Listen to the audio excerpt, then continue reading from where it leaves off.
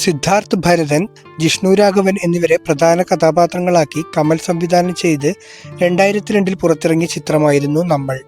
Campus സൗഹൃദവും റൊമാൻസുമെല്ലാം പ്രധാന പ്രമേയമായി ഒരുങ്ങിയ ചിത്രം വൻ വിജയം സ്വന്തമാക്കിയിരുന്നു. ഇന്നും സിനിമാ പ്രേമികളുടെ ഇഷ്ടചിത്രങ്ങളുടെ പട്ടികയിൽ നമ്മൾ ഇടം പിടിച്ചിട്ടുണ്ട്. ചിത്രത്തിൽ ഏറ്റവും അധികം ചിരിപ്പിച്ച കഥാപാത്രങ്ങളിൽ ഒന്നായിരുന്നു വിജീഷ് വിജയൻ അവതരിപ്പിച്ച നൂലുണ്ട. ചിത്രത്തിന്റെ ഓർമ്മകൾ പങ്കുവെക്കുകയാണ് വിജീഷ്.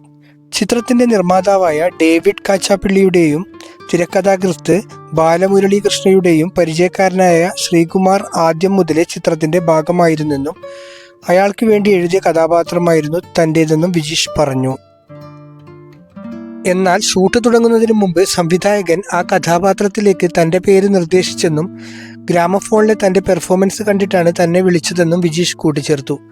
അങ്ങനെ ശ്രീകുമാർ ആ കഥാപാത്രം തനിക്ക് തന്നെന്നും ആ ക്യാരക്ടറിൻ്റെ യഥാർത്ഥ പേരിനൊപ്പം നൂലുണ്ട എന്ന വിളിപ്പേര് കൂടെ തന്നെന്നും വിജീഷ് പറഞ്ഞു. തന്നെ വിളിച്ചതിന് ശേഷമാണ് ദിനേശ് പ്രഭാകറിനെയും പ്രശാന്ത് അലക്സാണ്ടറിനെയും വിളിച്ചതെന്നും അതുവരെ എല്ലാത്തിനും കൂടെയുണ്ടായിരുന്ന ശ്രീകുമാറിനും അവരോടൊപ്പം ചെറിയൊരു വേഷം കൊടുത്തെന്നും വിജീഷ് കൂട്ടിച്ചേർത്തു.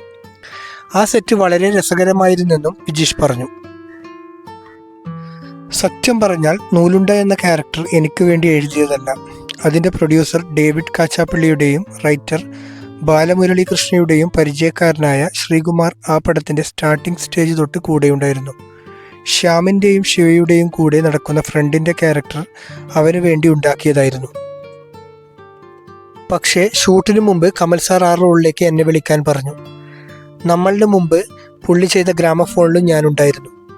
അത് കണ്ടിട്ടാണ് എന്നെ ആ പടത്തിലേക്ക് വിളിച്ചത്. അങ്ങനെ ശ്രീകുമാർ ചെയ്യേണ്ട റോൾ എനിക്ക് കിട്ടി. ജോജോ എന്ന പേരിൻ്റെ കൂടെ നൂലുണ്ട എന്ന വിളിപ്പേരിട്ടതും അവനാണ്. ഞാൻ എത്തിയതിനു ശേഷമാണ് പ്രശാന്തും ദിനേശും ആ പടത്തിൻ്റെ ഭാഗമാകുന്നത്. വളരെയധികം എൻജോയ് ചെയ്ത സെറ്റായിരുന്നു അത്.